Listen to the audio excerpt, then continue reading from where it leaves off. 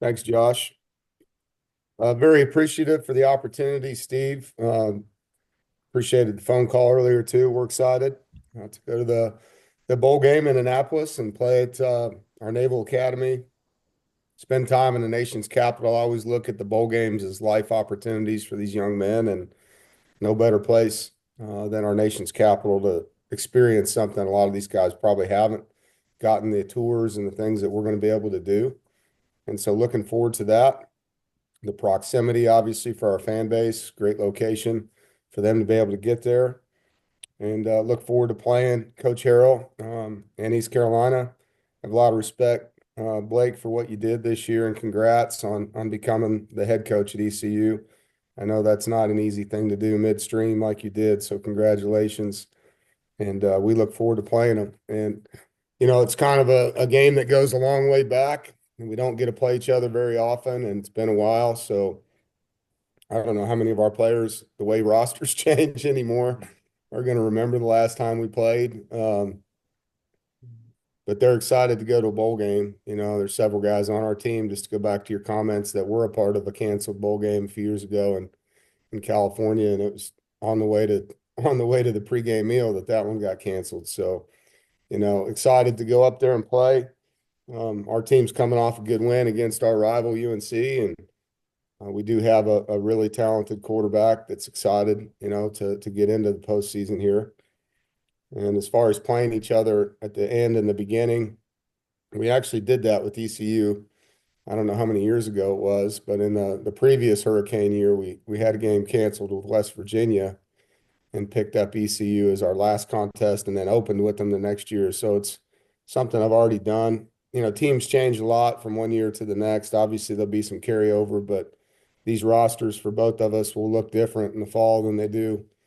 And we'll probably both find out tomorrow if our rosters look the same with the transfer portal opening tomorrow. So there's a lot of change this time of year. And I know for one, just getting back on the practice field and getting around the guys again is going to be nice. And getting ready and coaching up some of these young players. So look forward to the opportunity, and I'm sure there's a lot of questions. Yep, there are. We'll start with Todd Gibson. Yeah, Dave. Do you remember? You probably don't remember back in the '80s and '90s the history of this rivalry, just how much it means to the fan base. And I'm sure there's still some people from that era too that remember that the history of this rivalry. Can you touch on how important it is to maybe Wolfpack fans and how exciting that would be for these fan bases to go head to head again? Well, yeah, I mean, we're in the same state. It's kind of hard to call us rivals now because we don't play each other every year. And to me, that's what rivals do. But we're in-state opponents, and there's a lot of crossover between our fans, and there's split households and all those kind of things. And there's Wolfpack families whose kids are students at ECU. And, so there's all that in-state stuff that goes with this game. And we're not far from each other. We run into each other. Coaches see each other on the road and recruiting, at clinics, everything else. And a lot of these players probably, at least the in-state guys, will have teammates from high school on these two teams, so that part of it. But to go back to the 80s for me, Todd, I can't do that. Like I don't, I'd be speaking out of turn. I mean, in the 80s, I was in middle school or high school. I mean, I'm not that old, man, So yeah, I mean, I know some of our older fans look at this a lot different than us, but I got here 12 years ago, and I know when we play each other, it's always packed at whoever stadium it's at, and there's a lot of fanfare. Thanks, Dave. I know it was a long time ago. You're right. I wasn't anything about your age there, Coach. Yeah, it was 40 years ago, man. I know it. All right, Luis Fernandez. Hey Dave. I was just wondering if you had any comments about Tony heading to Marshall, what he's meant for your program over the past few years, and what you plan on doing from a defensive coordinator or defensive play calling perspective with his departure. Yeah, I'm super excited for Tony. He's earned it, deserves it. He's been a great staff member, friend, and throughout his time in college football, he's made his mark, and it's always been one of his goals. And so for me, it's a proud moment. It's Coach Beck a few years ago, Eli Drinkwitz a few years ago, Mike Urimovich is now the head coach at Ball State. So there's a lot of guys that have worked for me that are now running their own programs, and I take a lot of pride in that. And super excited for him, you know. And anytime a coach leaves, I look at that vacancy as an opportunity to improve and take our time, you know, making decisions on what we're going to do. Our staff on defense is all, you know, here, and those guys will coach. Tony won't coach in the bowl game. Obviously, he's got a program to go run. Freddie Autry-Lindsay will call the defense and run it, and excited for him to do that in this game. And our kids will be excited to play hard for him. Thank you. All right, Noah Fleischman. Yeah, hey coach, just to bounce off of that, what does your process look like in replacing Tony just with the portal opening and kind of, the accelerated offseason that you guys are in this era of college Yeah, football? well, it'll go as fast as it can go.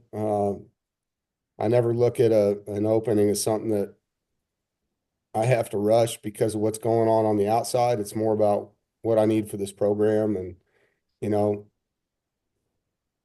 as soon as I'm ready, we'll have a guy in there. And I owe it to NC State and to every player in that locker room to look at everything and make the best choices, not just for them as players, but for the culture of the team. And it's a great opportunity. There's a lot of good young football players here. There's a lot coming in our signing class. We have one of the best, if not the best, freshman quarterback in college football on our roster coming back. And so there'll be a lot of interest. My phone's been buzzing the whole time since it broke. And a lot of people want the job. So, you know, I owe it to these players to give them the best coach I can get.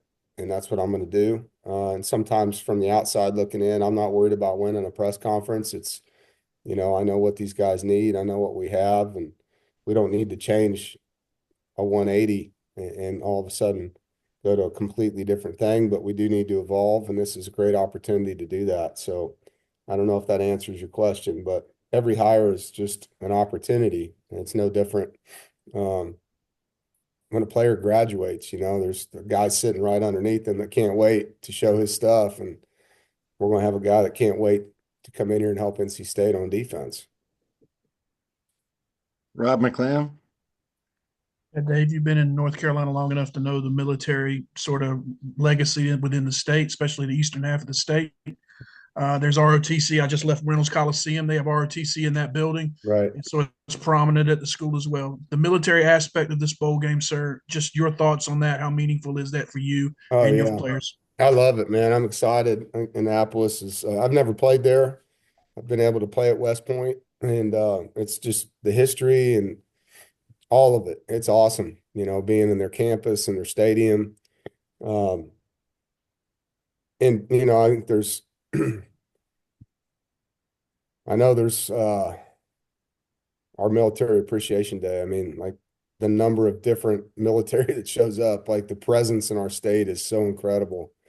And you talk about the eastern part of the state, like one of my favorite trips since I've been here was spending 8 hours at MARSOC, getting to see all the things that they do in the Special Forces part of the Marine base. And I'm excited to go to Annapolis, like really excited to see that. I have so much respect for the military academies and all of it. You know, my dad served in the Navy. I was born in a naval hospital in California. Like all this is cool for me. I applied to the Naval Academy in high school, you know, I mean, so I'm really excited about the opportunity going there. And anytime we can do anything that lets the military have football involved in it, where they can take a break from protecting us and enjoy a day, like I'm all about it. I'm sorry, I have to ask now. You said you applied to the Naval Academy. How did that go? It went good. I got in. You got Didn't go accepted? there. Obviously, I decided not to do that, but no, it was the only academy that accepted me. Let me say that too. The other ones. So yeah, I was very excited about that opportunity, and just at the time, I think you know this, I thought I was going to be a doctor. I was pre-med, and to go to an academy, you owed them like 20 years of your life after med school, and that was kind of hard to do at 17 and make a decision like that. So I punted on that one. Fair enough. Thank you, sir. Jaden Watson Fisher. Yeah, Dave, speaking of that, I know your grandparents and then your wife, she has family who's served. Does it feel like this is somewhat of a family affair for you? I hadn't really thought about it. You know, I think, you this always comes up during military week. Sarah's dad, Stan, served in the Army. Um, my father, Bill, served in the Navy. All of our grandparents served.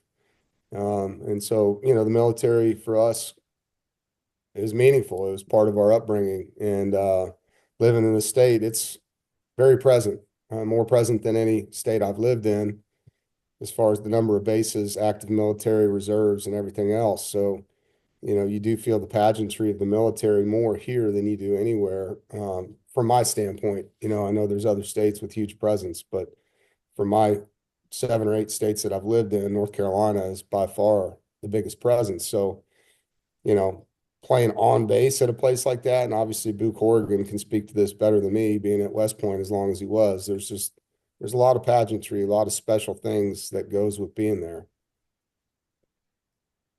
Noah Fleischman. Yeah, coach, you guys will play ECU. Anthony Smith transfer there in the offseason. What was it like for you to be able to see him go there and then play as well as he has this year? No, I'm excited for Anthony. I loved that kid. Wanted well for him.